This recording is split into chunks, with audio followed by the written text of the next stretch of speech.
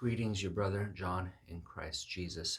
What if we had a nation of kings, a nation where all the people were kings? What would that look like? What would that look like? We're used to one king, and then the subjects, the people. And they petition the king. They might ask for judgment from the king, for the king to settle matters, for leadership from the king. Look to the king, or maybe behead the king, as sometimes happens because you disapprove of the king. You like what he's doing, or you don't like what he's doing. You look at your situation, the situation of the nation, and then you look at the king. What's he doing? What are you doing about this? But what if you yourself were a king?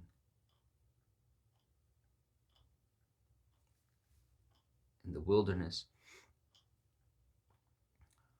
they acted in a certain way. The Israelites, as they're traveling through, they look to Moses and they complain to Moses. But what if they themselves saw themselves as kings? Because you expect the leader to bear the burdens of the people, to encourage them, to tell them to see ahead, and then to look back to the people and say, hey, guys, just a little bit further. We're almost there, guys. Keep your head up. Keep on going. We can make it. We can do it, guys. You answer their disgruntled faces and their mumbling and grumbling, and you say, cheer up, guys. Yeah, right? The football coach motivates the people, saying, hey, get your head in the game. He sets the attitude, sets the atmosphere. What are you guys doing? Why is your head hanging? We can still win this. We just need 3 more touchdowns. That's it. We've done this before. We can do it. Referencing history, calling out names, right? Hey, Jacob, you got this. You got this. Right? Timothy, come on. This is all you. All you.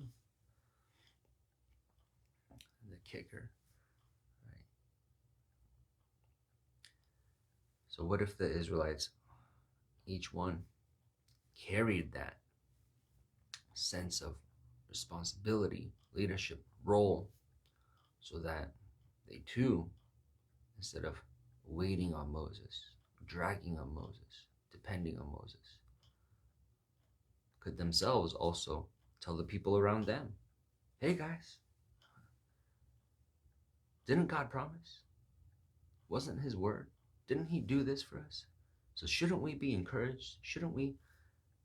We have every reason to be motivated, guys. Come on, God is with us. Is there anything too hard for the Lord? Right? Yeah, it took on the image of a king, saying, these people gotta go. And it's up to me. And I can help them. What can I do? A nation of kings. A nation of kings. So I remember, we like the support. We like the support. When I was a child, very young, sitting in the back of the car, we'd come home from some trip. Maybe it's late. Maybe we were with a family friend at their house, came home, and I'd probably be sleeping in the car by the time we get home. And so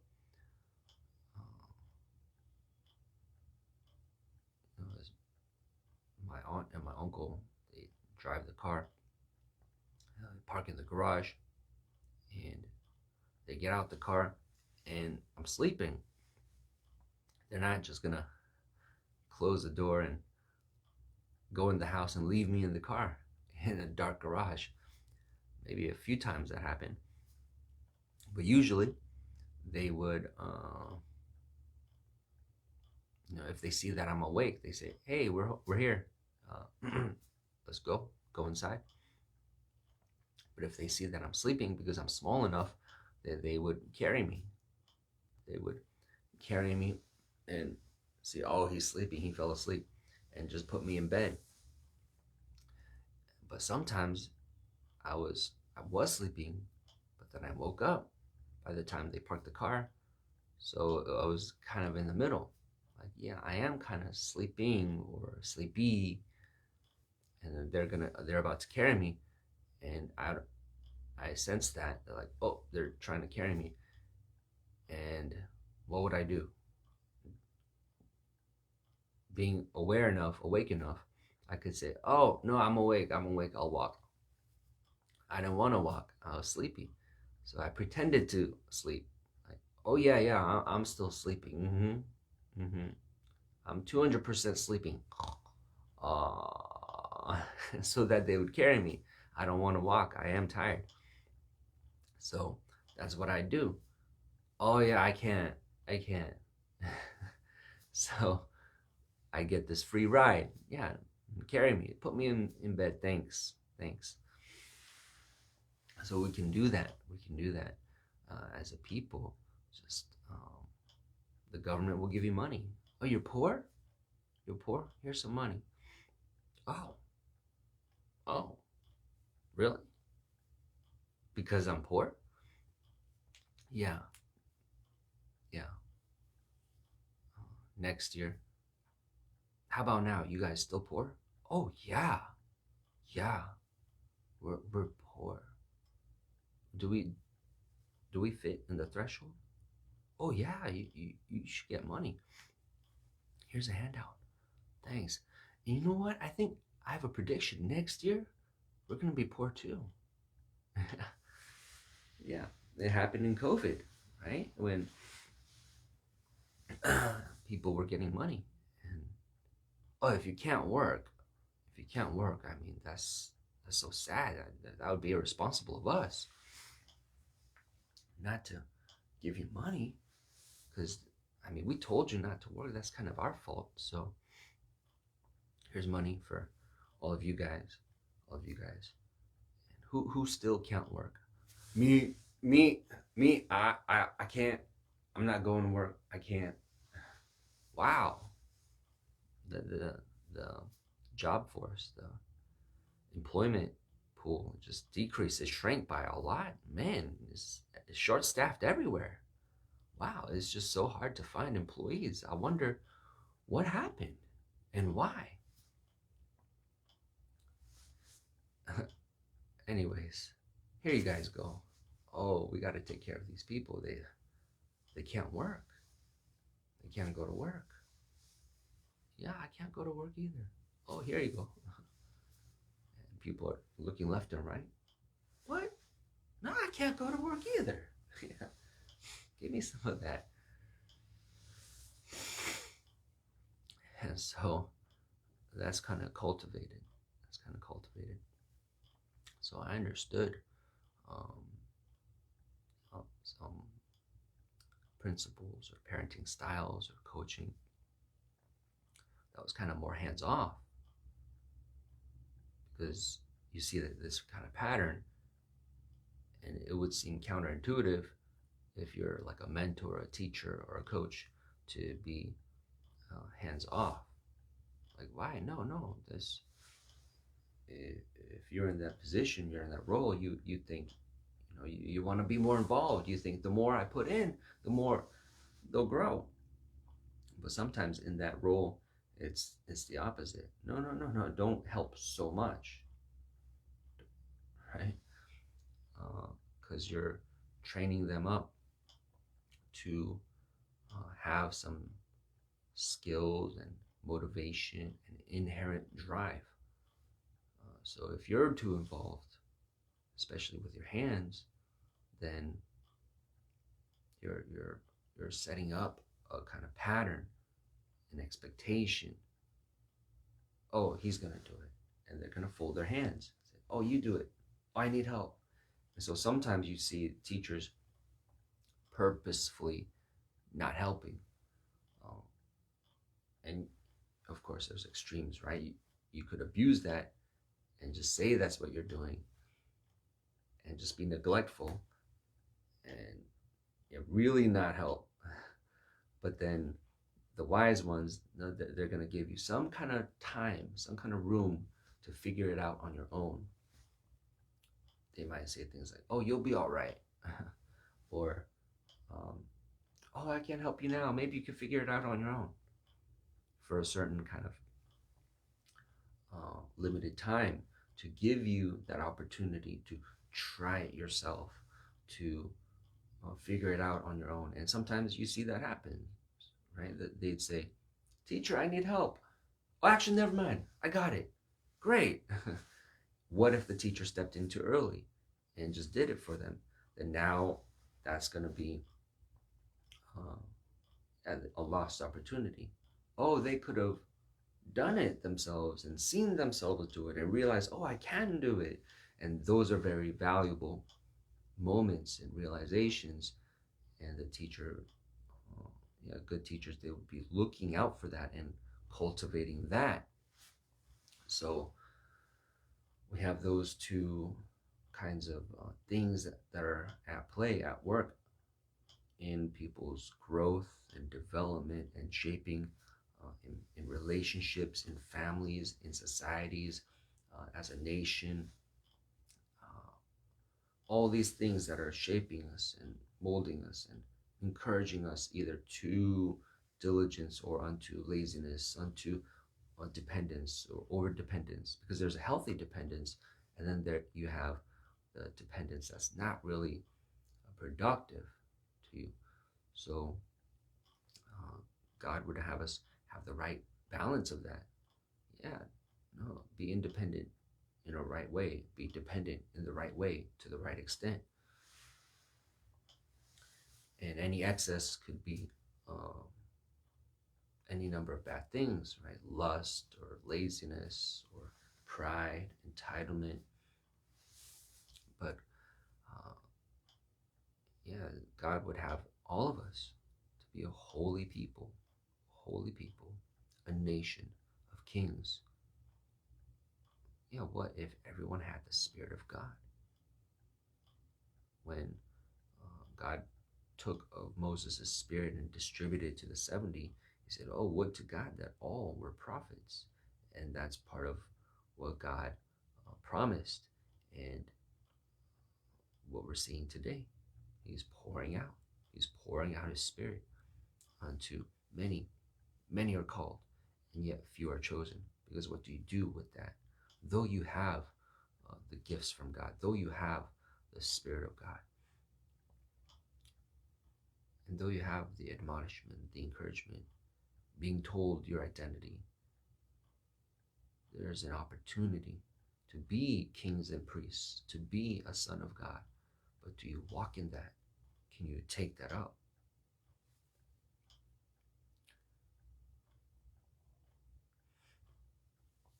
So people want a king as well. People want a king instead of God. Instead of God, they want a king because they can see the king. If they don't like the king, they can behead the king. They can focus on the king and what they can do, and God can be less involved. Without the king, you'd need more of yourself from yourself. And God provides that. Oh, yeah, you have my word. Remember my promise. You have what I've done for you, the testimonies. Remember? If you store all that up, then you guys can operate. You guys will be fine. You don't need to look to a king, depend on the king, grab on the king's coattails and drag on, pull down on his clothing. Yeah, that's what Saul did to Samuel, like pulling on him. Hey, please, please, do this for me. Instead of being upright and obeying, standing on his feet, doing what's right, that he knows to do. And that would be better. That would be more functional. Him doing well, and then Samuel can do well. And that's what he got with David. David doing well, excellently, and Samuel doing his job. And just like when a team lift, when you're lifting a table together and one side is not putting in their effort. Oh, I'm tired. Ah, oh, it's too heavy. Oh, I can't do it. Oh, how much longer? And the other guy is frustrated, like, come on, you're dragging. Hey, it's heavier for me if you're not lifting on that side. And what if you have a whole nation doing that? A whole nation doing that. That's easier to do with the king. With the king. They can drag on the king. Come on. What are you going to do? Waiting on the king. So you have that JFK quote. I think it's JFK. Ask not what the nation can do for you, but what can you do for the nation? Right? Oh, right. That's a thing. What I can do. Right? That's a shocker. Yeah, people flock to that quote and say, wow, what a quote. Never consider that. For all these years, yeah, no, that president. There were many presidents before him. And he said, hey guys, no. What can you do? What can you all do? All of you guys. Yeah, the TV's pointed at me. So you guys are all looking at me. You guys are giving me the thumbs up and the thumbs down. No.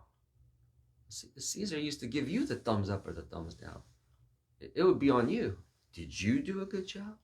Did you entertain the king? Is the king applauding you? Is the king going to stand up and give a standing ovation for you? He's watching you. What are you doing? No, you're in the Colosseum. No, you fight. Let's watch you. Yeah, and maybe television helped promote that kind of attitude too. Oh, these guys, yeah, even the celebrities, we talk about them as if we don't exist.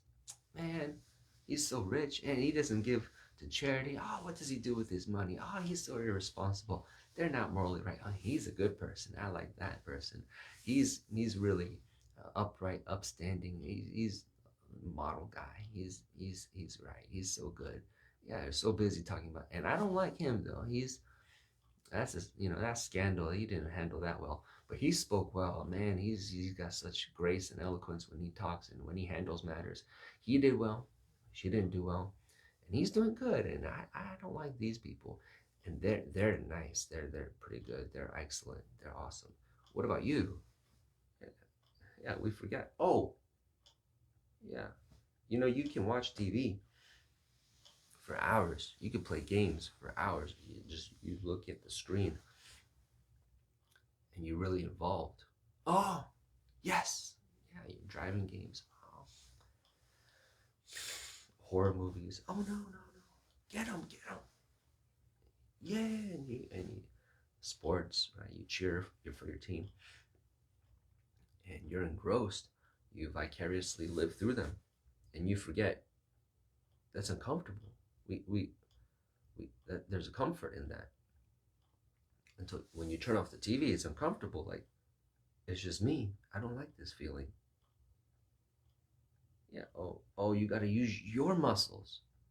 My body's heavy. You got to change your life. There's so much to do. Oh man, I got to do the dishes. I got to walk the dog. I got to call these people. I got to manage my kingdom.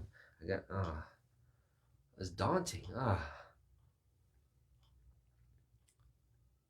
Yeah, Solomon was a wise king. He gave Hiram a desolate place. Now this, you could really work that. Now that would be great. And he didn't think like Solomon. He didn't have the wisdom of Solomon. He didn't have the vision of Solomon. He received it. Said, this is a desolate place. This is not good.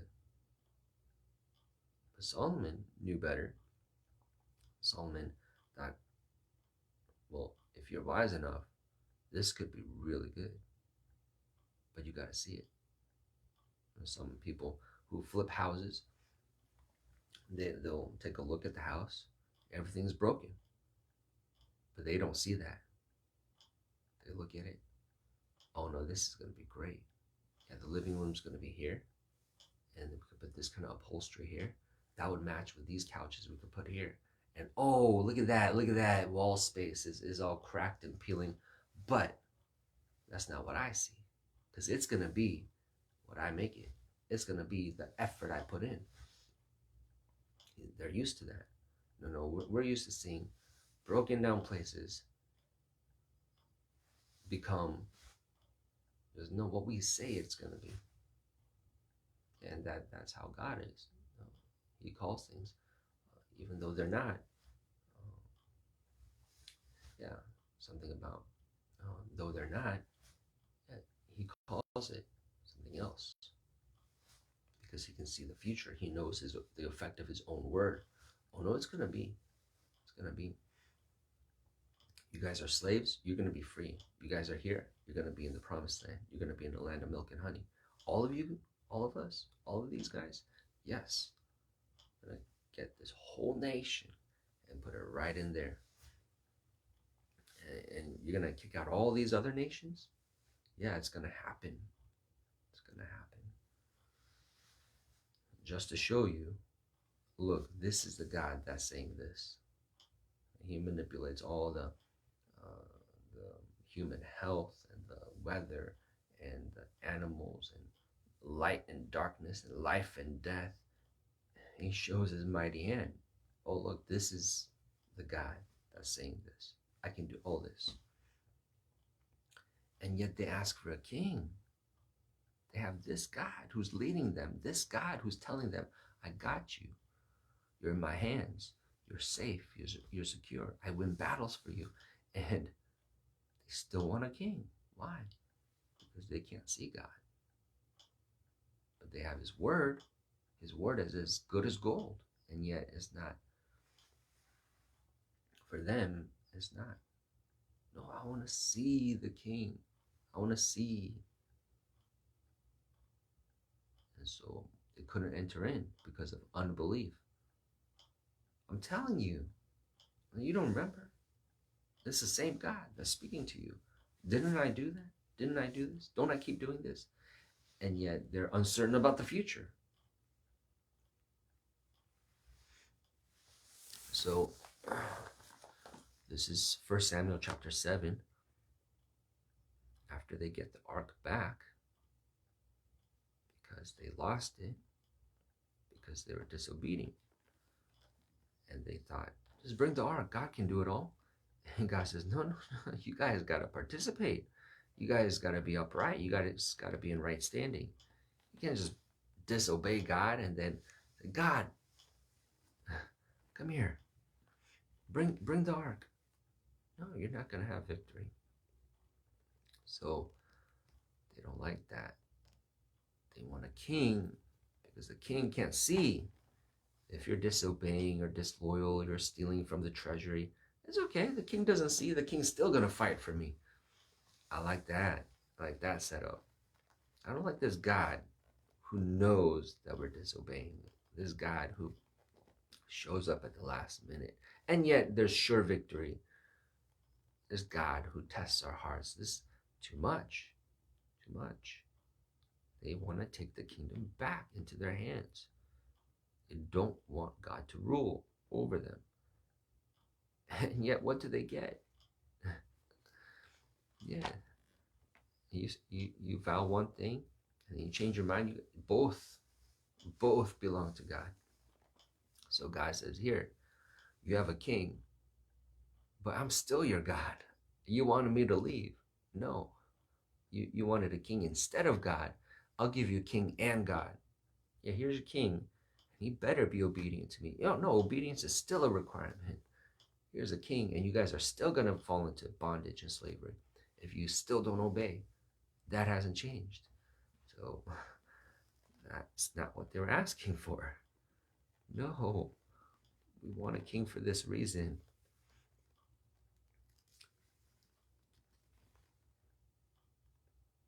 And so Samuel tells them, hey, put away your strange gods. Serve God. Serve God. In chapter 7, verse 7, the Philistines heard that the children of Israel were gathered together to Mizpah. The lords of the Philistines went up against Israel. And when the children of Israel heard it, they were afraid of the Philistines. And the children of Israel said to Samuel, cease not to cry unto the Lord our God for us, that he will save us out of the hand of the Philistines. And Samuel took a sucking lamb and offered it for a burnt offering holy unto the Lord. And Samuel cried unto the Lord for Israel, and the Lord heard him. And as Samuel was offering up the burnt offering, the Philistines drew near to battle against Israel. So here we go. They're asking Samuel, cry for us. And, there's a question on our minds. Okay, are you crying too? Are you crying as well? Or are you just putting that all on Samuel? Samuel, do it. You do it. Do something. Or do you also know, hey, I got access to, hey, I can cry too. This is on me too. And so here you have the Philistines drawing near. They're getting closer. As Samuel was offering up the burnt offering, the Philistines drew near to battle against Israel. But the Lord thundered with a great thunder on that day upon the Philistines and discomfited them, and they were smitten before Israel. So what is Samuel doing? We don't have a king. We just have Samuel right now. Samuel's offering up burnt offering. So what does that look like? Does that make you feel secure? He's burning a lamb, and the enemy forces are coming. They're afraid of this enemy, and they're coming. Samuel, what are you doing? Lift up your sword. Blow the trumpet. Lead us into battle. Order the ambush to arise. What's the battle plan? Give me the lamb. Yeah, it's like with Gideon, just the clay jar, and a trumpet, and a light, and some oil in there. We're gonna go to battle with this. Yeah, Samuel is addressing this problem of enemy soldiers with the little lamb. And he's burning it. We're gonna burn the lamb. How is that gonna make the enemy go away? This is crazy. I don't trust this. This is scary. The enemy is getting nearer, and we're still not charging. You're not telling us, lift up your swords. You're not telling us, blow the trumpet. Be encouraged. Be strong. Kill them all. You're busy burning a lamb. And this is Samuel. I think we need a king. We need a king, because they have a king, and he looks awesome. He's got a crown. He's on a horse. He's lifting up his sword. Man, they got leadership. We got this guy burning a lamb, and they can't make the connection, or they don't like just how tense it is. They're drawing near, and they don't know that the Lord's going to thunder. The Lord is not showing them, hey guys, look up. Look, I'm turning the gears. Look, I'm producing the lightning. Look, it's coming. I'm about to throw it. See, I drew my hand back. I got this backswing, and then now I'm about to throw the lightning. You guys see, look, I'm holding dozens of lightning bolts. Guys, look at me. Look, you see, I'm about to throw this down. They don't see all that. They can't see God aiming his thunderbolts at the enemy. This is going to happen. But all they see is the enemy's drawing nearer, and our leader's burning a lamb. And it's producing weapons? No, it's producing some smoke that goes up. He's burning. He's making an offering. Okay, nothing's happening. The enemy's still approaching. What are we supposed to do? Just die? Is this how it all ends? He burns a lamb and the enemy kills us. Because that's what it looks like. And what's happening to their heart. If that's all that's in their mind is what's coming in through their eyes, if they live by sight, then yeah, their heart's going to tremble. It's going to fear. It's going to faint. This is too much. All I see is death, failure. This is the end of my life. Yeah, they can't handle it.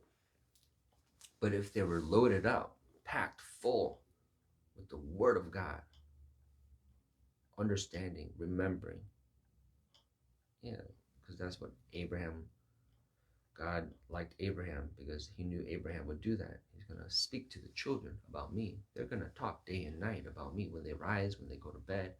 Yeah, it's going to be about me. Their life is going to be about me. Their mind is going to be full of me. So when they see the enemies coming, that kind of person who's full of faith, full of the Word of God, in his mind, he's not just going to see the enemy. He's going to see the enemy, and then there's going to be a loud voice that says, but God. But God. Yeah, that's going to be the conversation. Oh, this is going to be great. Look, Samuel's offering an offering, and God is receiving the offering. I know it. I just know it. By faith, I know it. And then God's going to respond because we're helpless and we're afraid, but God's going to answer. This is exactly the kind of moment. God does this once and many times. Yeah. Oh, what's going to happen? This is awesome. This is going to be great. God's on the move. God's going to deliver us with the mighty hand because God is mighty. He always was and he always will be. His hand's not waxing short that it cannot save. He fed us in the wilderness when we didn't think, when we didn't know where food was going to come from. He brought us quails and meat. There's nothing he can't do. Watch this. You have any popcorn? This is awesome. Yeah. Oh, right. We have our part to do. Let's cry out too. Let's also cry out. Let's not just ask Samuel to cry out to God. Let's all cry out. Yeah, he's gonna be a leader in his little camp, in his little section. Guys, we should be crying out too. Let's cry out to God. Ah. And yeah, they're gonna feel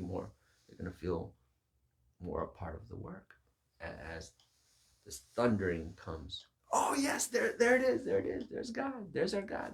We expected that. We knew that was going to happen. God, you're mighty. You're awesome. And so that's what we see. The Lord thundered with a great thunder on that day upon the Philistines and discomfited them, and they were smitten before Israel. The Lord shows up. But until that happens, they don't know. They don't know that's going to happen unless they have faith. The men of Israel went out of Mizpah and pursued the Philistines and smote them until they came under Bethkar. Then Samuel took a stone and set it between Mizpah and Shen and called the name of it Ebenezer, saying, Hitherto hath the Lord helped us. So the Philistines were subdued. They came no more into the coast of Israel, and the hand of the Lord was against the Philistines all the days of Samuel. And so God was doing this. The hand of the Lord was against the Philistines all the days of Samuel, and yet they want a king. And Samuel sets up a stone, calls it Ebenezer. The Lord helped us. So they're supposed to talk about this. Yeah. And they have many other memorials around the land. They're supposed to talk about that. Every time they walk, every time they go fishing. You see that? That's when God helped us. Dad, you told us the story many times, and I'm going to tell it to you again. You know that? I remember the time. So last week, God did this for us. Yeah, we still remember. And I'm going to tell it to you again. Let's talk about it. Wasn't it awesome? Wasn't it great? Yeah, we're going to talk about the Lord. So that when the enemies come again, yeah, what's going to be on the forefront of your mind? Yeah, you're not going to forget. Unless you did forget and did the things that lead to forgetting. And what would that be? Not talking about God. Not singing songs. Not humming. Not making melody in your heart. Not humming the psalms as you're baking your bread. Not talking about the Lord when you're putting your kids to sleep. Not praying all day. You don't do that. You don't do that. You don't do that. You know what's happening. You're forgetting God. It's slipping away. And so, yeah, you keep looking at the mirror. And, oh, that's what I look like. Yeah, you're going to forget. You're going to forget. It's going to slip. And so we have to be diligent about our lifestyle and what we're doing with our mind, with our time, with our lips, with what we talk about, what we think about. Many times we're not mindful about what we're mindful of, what's in our mind, what's our mind full of. So that's why we try to keep up regiments, routines. Oh, time to read the Bible again, 7 times a day, 3 times a day. Oh, it's my prayer time. Yeah, that's going to enforce, that's going to help your mind not to slip away. The reason why people go into dementia and Alzheimer's and these diseases of old age is because they're not keeping up with the due of the youth of, oh, yeah, set my mind on this. Oh, yeah, time to give God thanks. You did that yesterday. We do it every day. We do it multiple times a day. Yeah, this is how I live my life. Oh, it's time, just like the English. Tea time. Yeah. Drop what we're doing. Have tea. They're going to do that. They're going to do that. They're going to do that. And so you can structure your day. You can make interventions throughout your day. No, at this time, this happens. So then, even if your mind was wandering, oh, it's that time. Time to read the Bible. Time to, yeah, you're going to ensure that your mind isn't going off for too long. And as you instill that yourself in your day, then you're going to be shaping your mind. Oh, your mind's going to develop a pattern, take on that shape. Right. We think about God. Yep. We think about God often. Oh, time to set our mind back on God. And the cities which the Philistines had taken from Israel were restored to Israel, from Ekron even unto Gath, and the coast thereof did Israel deliver out of the hands of the Philistines. And there was peace between Israel and the Amorites. So that happens. And then in the next chapter, they say, give us a king. You're old, Samuel. Your sons don't walk like you. Now, make us a king to judge us like all the nations. Yeah, they're comparing against the nations. They're looking at the nation. They have a king. What about you, though? They don't know how to compare. Oh, no, we don't need a king. We got a God. We got this God. But again, they're living by sight. Oh, that looks so awesome. Oh, look, they have king. Oh, look at that. We should have one too. Wait, do you need one? What's the results that you're getting? As long as you're faithful. Oh, that's too much of a burden. Can we have a king and the king be faithful? No, you still have to be faithful even when you have a king. It doesn't seem like that. It doesn't feel like that. Look, he's doing it. He's doing it all. And it is true. The king is more important. The king is going to determine more of the outcome of the nation. And yet you still have a part. You still have responsibility. Because God, yeah, that's what God said. He said, hey, if you're obedient, your king will remain good.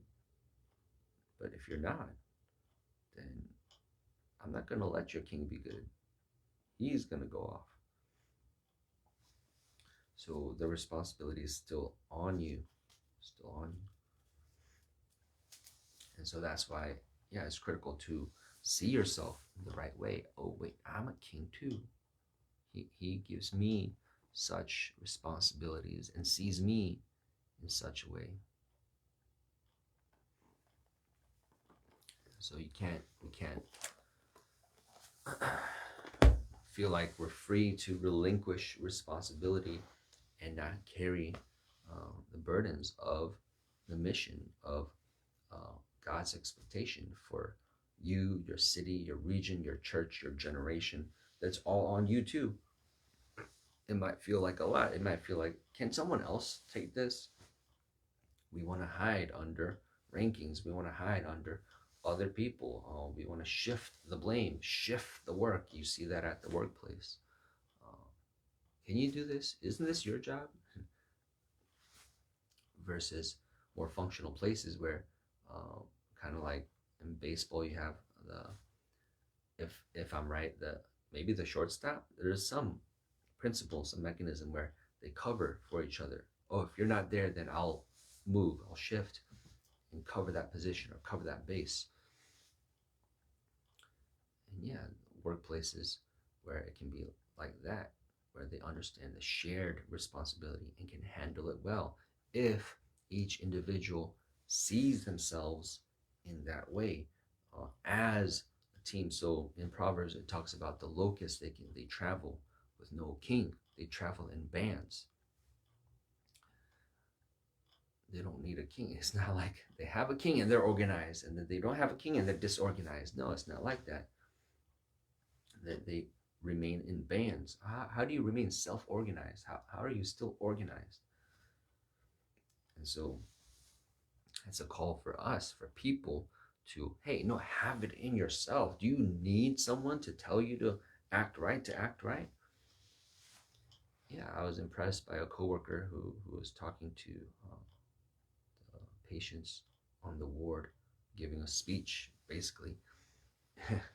I guess he was frustrated, or there was just increase of misbehavior going on. And what's the system there? It's a mental hospital. So they try to enforce or encourage good behavior by having people have some card it's called a point card. You get points. You do well, you get points. And so the thought is, well, that should motivate you, right? You want more points. You could buy stuff with your points. You could make your life better with your points. You make the association. Not everyone can. And sometimes they don't care. Some the back burner. No, I really want this muffin. I really want to hit this person. I really don't like this person. I really want to yell right now. Forget the points. But generally, in other times, people would be mindful, go to class on time. Oh, can you sign my point card? Thank you. But it doesn't always work. And so this coworker, he's just giving an announcement, maybe, or during morning meeting time. He's talking to everyone, saying, hey, guys, do the right thing. Do the right thing. Don't do it for the points. Do the right thing because it's the right thing to do. And I was like, kind of impacted by that. Oh man, this guy, the way it's coming out. That's true. That's true. And that's a good reminder. Good reminder. Yes, you have the point cards, but don't mold your life around it. Don't make that your ultimate reason for why you're doing the right thing. He's like, hey, it should be good enough that it's the right thing. Like, do it because it's the right thing. You should want to do it. You should want to. It should be inside you. It shouldn't be dependent on this point card. And that's what would make you a different person. Are you motivated just by the point card? Are you only sad when you get caught? Are you only going to do well if there's a police, if there's a chance of police being around? Or are you the person? Are you the change? Are you the world? Are you the standard? Are you good? Not because the cameras see that you're good and the authorities see that you're good. No, but are you like down there? Or else you're a criminal in heart. Then what's your identity? You're actually a criminal, aren't you? Even if they applaud you and they think well of you. Yeah, God says, no, man knows his own bitterness. Man knows his own wound, his own sorrows. And God speaks in that room, hey, it's just you and me here, and you and I both know who you are. You and I both know where you are. You're standing. Oh, oh, how did you get past my security, my defenses? Why are you here in my secret chambers? You know all the skeletons in my closet. Yeah, that's God. That's God that we're dealing with. That's this life. You can fool them and him, and then God's in your room. God's sitting next to you. Like, oh, yeah, hey. So you're thinking that. You're doing that evil when no one's watching. And God's watching you and talking to you. Saying, hey, he's shoving, giving you a nudge. I see all that. Yeah, and you feel that. I feel like there's some kind of witness. Like, I don't feel completely clear in this. Why can't I do this freely? No one's watching. Yeah, but someone is watching. The most important person, most important entity, God, Jesus. He's watching. He's right there. He's so close. He's in your heart. He's right next to you. He's right over you. He's even helping you sometimes. Just gently putting his hand over your hand. I wouldn't do that. And you're like forcing your will. Saying, no, I'm going to do it anyway. You know what you just did. You just broke past that. A little bit of suggestion, a little bit of kindness from God saying, I wouldn't if I were you. Giving you a little bit of chance. Hey, can I suggest something else? Can I suggest you don't? No, I'm going to say this. I'm going to be aggressive. I'm going to exercise this. But God's looking for those who take that on inward, inside, saying, no, I will, who seek it, who seek to be transformed from the inside. But what is your law? And let me eat it. Let me internalize it. Let it be me. Let me be one with your law, with your mind, how you work, how you think, because you're great, you're awesome, you're lovely. I want your results. I want to be like you. I want to please you. So, we can't just be so motivated on the exterior and look to the things that we see. Oh, God says, no, I put my spirit in you. You can change. You can change. It just takes a willing heart and commitment. Keep trying, keep going, keep transforming, keep denying yourself. I know it's a struggle. I know it's uncomfortable. I know it might lead to some fearful situations. Oh no, but God will. No, I know God. No, I'm going to praise him. I'm going to rely on him. God's word is true. God is good. God is mighty. And then he'll show up. He'll thunder. He'll discomfit your enemies. He'll make them scatter.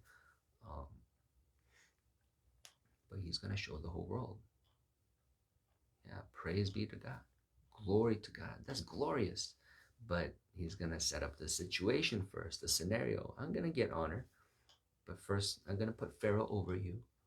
And you're going to be a slave for 400 years. And then watch what God does. Yeah, with a mighty hand. But you're going to need those surroundings, that situation.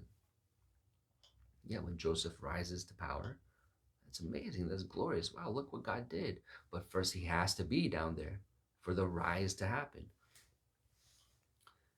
So by faith, we can understand that.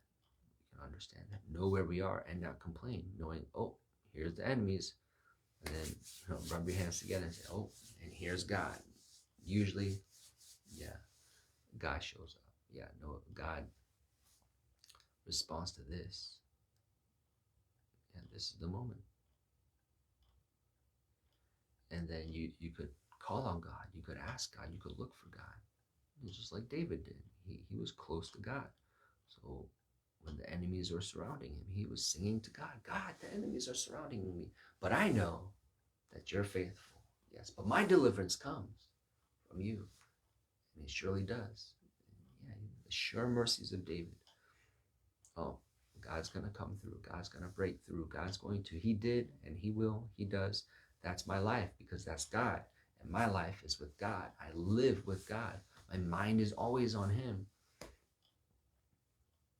Yeah, my heart is always toward him. How can I please God? You're still on that? You're still thinking about that? Do you think about anything else? No, that's David. Uh, and that's what God said. He is a man after my own heart. That's what he's doing.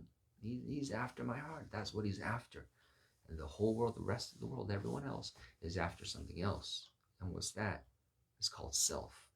They're after themselves. What can I get? What can I get away with? Yeah, they're thieves. Is he watching? I don't think he'll notice. I don't think he sees. I don't think he cares. And just taking. But David is toward God. Oh God, you would like this. Oh God, no, that would displease you. Though I could kill Saul right now, that would please me right now. That would be comfortable for me right now. But God, considering God, I don't know. I just don't think it's God's timing. I don't think God would like that. No, that's not. It's not pleasing to God. Convenient for me, but not pleasing to God. And his men said, do it, come on. That'd be so convenient. He said, no, not convenience. God, you gonna let him go? We could just end all this right now. And he said, no. I'm not chasing circumstance. I'm not chasing good situations. I'm chasing God. So if I have to endure a little bit more, that's what it's going to be. And that'll please me. It pleases me to please God. So that, that has to be like what you really like, what you really want. You can't be grumbling, saying, yeah, then you'll be like Balaam. Guys, I really want to go, but God's not letting me. And he won't let us. You know, he's pooping on the party. God, God. I mean, I would. I'm for you guys. I'm for people.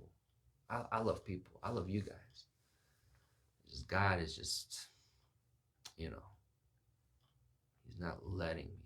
Not letting us. Ugh. What's that? God, you said I can go? Hey guys, I'm coming. God approved. He said it's okay. And we're gonna die as fools. We're gonna die as fools.